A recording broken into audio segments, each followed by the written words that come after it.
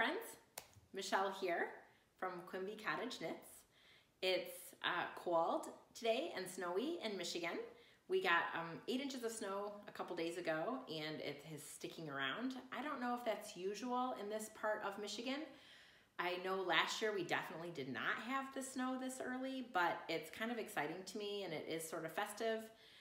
Because it's cold and we keep our house at a pretty low temperature most of the time, you definitely have to wear, well, wools here at our house.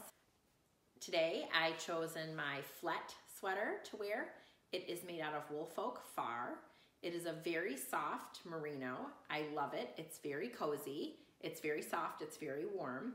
But I think because it's so soft, it does pill like crazy. I have worn this about 3 times and not gleaned it, and it definitely needs some attention.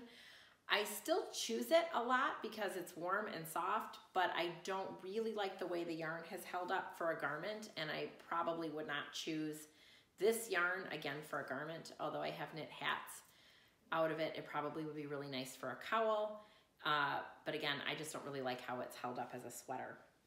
And it's kind of expensive for the yarn, I think, to look this way. So in the future, I definitely would choose something a little more woolly. That being said, I haven't finished anything this week, but I did have a little mending project. I have some beautiful slippers that are felted wool. I think they're boiled wool actually, and they're glare-ups. I love them.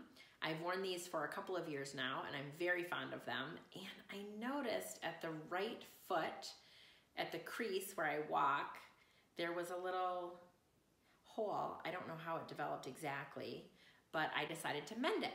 And they've gotten a little hole here where I bend.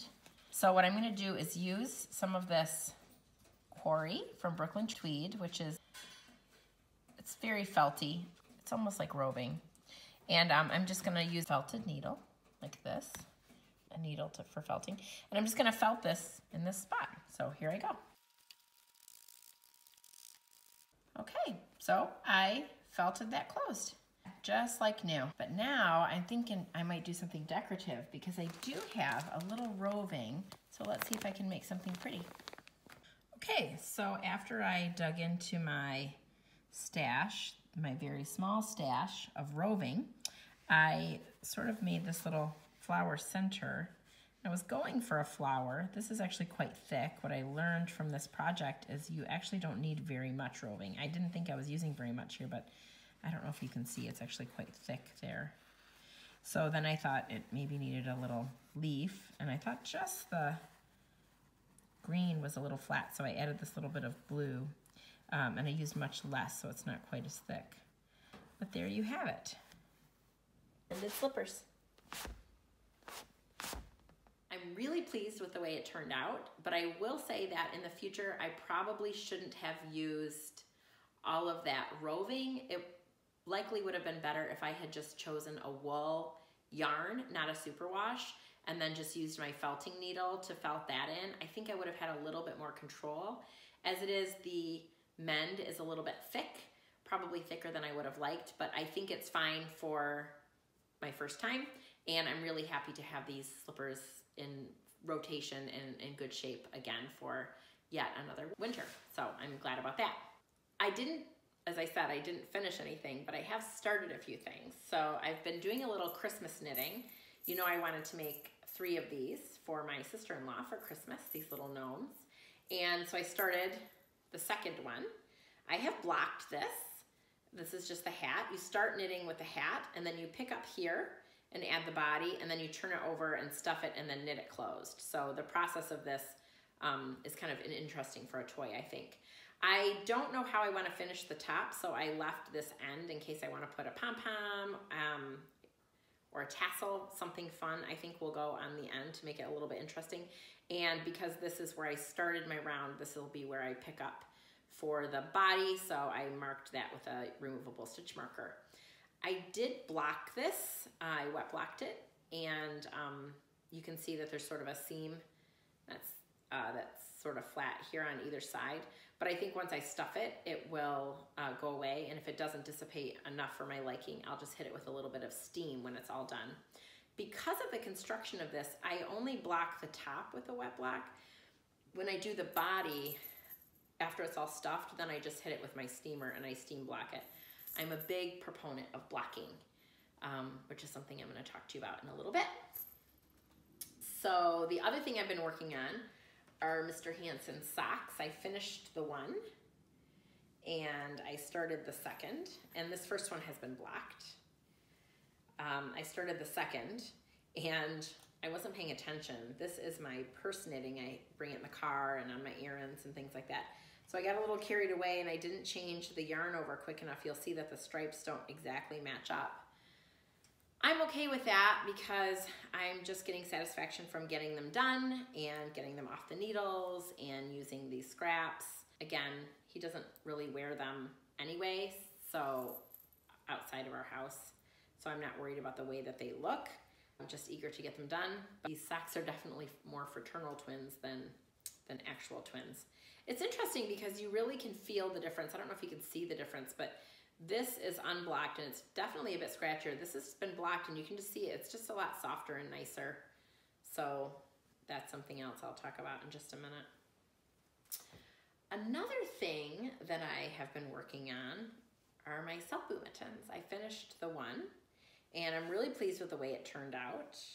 This is Liberty wool and I only had one skein of the red and 2 of the gold. So I decided to stretch the yarn a little bit by knitting the cuff down here with a navy as well. And the navy is an Aran weight yarn, the rest is worsted. You definitely can see a little bit of that navy peeking through the gold down here, but I'm okay with that because these are just for myself and I know that they're gonna be warm and lovely. I blocked this and it's a little bit big, which I did intentionally because I plan to knit a liner for this, and I'll pick up the liner here and then knit a liner inside the mitten so that it will be like I will be able to win the war against winter this year. So I'm really glad about the way that they turned out. There's a little bit of color work here on the thumb too. So how I blocked them is that I ran a wire through them on both sides, and I had the wire come out here and here where the decreases start on the mitten. And since there's a little color work here on the thumb, I did the same thing on the thumb. So I had a wire coming out here and here. And then I pinned the point here and here. Here, just to make sure that that's a good shape. And I did that in order to make sure that from this distance to this distance on all across the mitten was the same width. And I wanted to make sure that I had room for that mitten liner inside. That is going to add another layer of fabric inside, and I wanted to make sure that they would be sufficiently roomy for me. I don't like my mittens to be too snug, so I wanted to make sure that there was room inside for that. And I was going to initially line this part too, but this is knit with a smaller needle, so it's a little bit snug, and I don't think it needs a liner down here, and this bit will be inside my coat. I did modify the pattern a bit. I did this picot cast on, which I think is a lovely little feminine detail. And then I'm really fond of a Latvian braid, so I added that here and here and then did the color work here, and then this is just from the pattern as well. So I'm really pleased with them. I really love the way this looks. And I do just want to note that I don't cut my ends when I block. I wet block everything, and I leave the ends because I found if I cut them and then I block it, sometimes those ends pop back out. So I wait until after it's all blocked and all dried, and then I cut those ends, and then they're more likely to stay all tucked in where I like them to be. So I always wait to weave in my ends.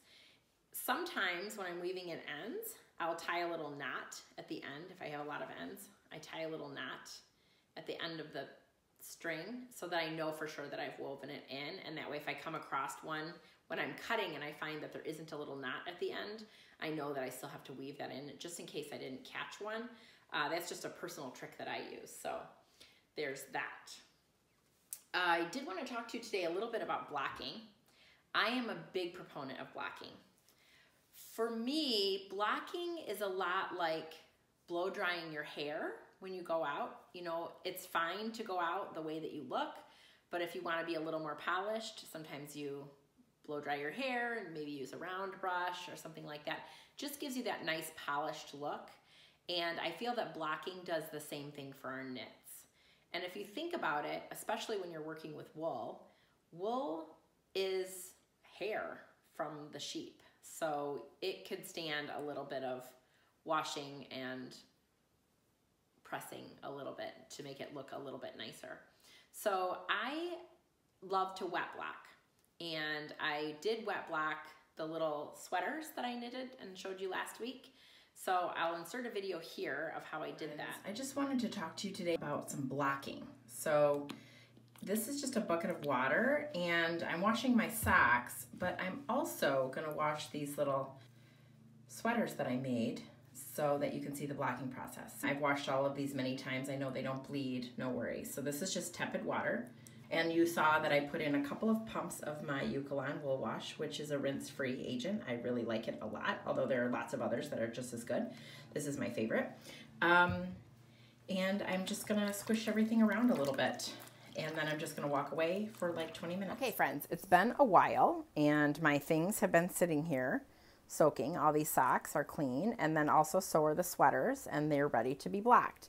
I'm just going to dump them right into my washing machine. Watch this. Now remember, these are super wash, so it's okay to do what I'm doing. So these are all my socks that are now clean. The Eucalan is a rinse-free situation, so that's why one of the reasons I prefer it. If I were going to do a sweater, just as an aside, I would put it in one of these zippered bags, lingerie bags, first, just to make sure it doesn't agitate at all. But I'm going to turn this into the spin-only part of my washing machine. So here it is, friends, spin only, see that? And when I open this, when I start it, it's just gonna hum and spin all the water out. So here we go, hear that? So these are my sweaters, all wet, and I'm just gonna block them. And the way that I'm going to do this, because they're just little ornaments, is just to press them flat like this. And if the neck curls up like a little bit, as it is right here on this one, I'm just going to put a little pin in it to hold it flat. And that way it'll dry flat and I don't have to worry about it flipping up, and it's just going to look so much nicer, and you'll be able to see in the pictures that that's how it is. For a second, I just want to tell you what I use to block. So these are just mats. You can buy these little interlocking play mats at Home Depot or wherever they interlock. They're foam actually. And then I put a towel over top of it to help absorb the water that comes from the garments that I'm blocking, and then also because this is easily removable, and then I can wash it, and I like to make sure that my things are being put down on a clean surface. So there you go. This is just a little tin of blocking pins. It had some kind of candy in it. We put washi tape on it. Just try to make it really cute. And then I always have a tape measure within reach here as well. They do just look a little bit nicer. So the collars lie in a really nice way. The hem is flat and not turned, and they just generally look a little bit nicer, a little more polished, a little bit more professional. Just sort of the difference between pulling that shirt right out of the dryer or giving it a little press first. It just looks a little bit nicer. So blocking isn't difficult. There are several ways to do it. I almost always choose wet blocking because that is the way that I launder my garments or my knitting. When I swatch, I always wash my swatch the same way that I would wash the garment, so that I know how the fabric will behave once it's knitted into a garment. And when I block, I always block that same way as well. And that way I don't get any surprises. So I would not steam block, for example, a garment. I just think that wet blocking is the way to go for that. Also, I feel like the weight of the water in the garment really pulls the hemlines or the bind offs so that they don't roll if they're not supposed to roll. I really think that that wetness really helps with that. And I feel like that time that the garment soaks in the water just kind of evens out all those stitches a little bit and allows it really to be exactly the fabric that it's meant to be by soaking it in water. I I hope it's helpful for you. I hope that you will try blocking. If you're nervous about blocking in any way or have any questions, please let me know. I'm happy to answer them. You can find me on Instagram at QUIMBYCOTTAGE, or you can find me on Ravelry as MK Hansen, or you can comment even here. I will check that periodically. But I really hope that at the end of this video that you will feel empowered to block and encouraged to block, and I hope that you will see the difference. I know that probably the average person wouldn't necessarily notice the difference, but knitters are detail-oriented people, and I think that you'll really see the difference. And then also, a lot of times your garment softens a bit after being in the water and after being laundered, maybe with a little bit of wool wash, and that softness also helps with drape and just even in a sock, for example. If you have a very scratchy wool and you want it to be a little bit softer, because wool really is essentially hair fibers, you can put a little bit of conditioner in that too, and that will soften it a bit too. So if you're sensitive to wools, sometimes blocking can fix some of that. Not necessarily all of it, but it can soften some really tough wools and make them a little bit more pliable for you. So I hope that you'll be encouraged to try blocking too. So thanks very much for watching. I really appreciate it. I know that your time is very full, and I appreciate you spending any little bit with me. Bye.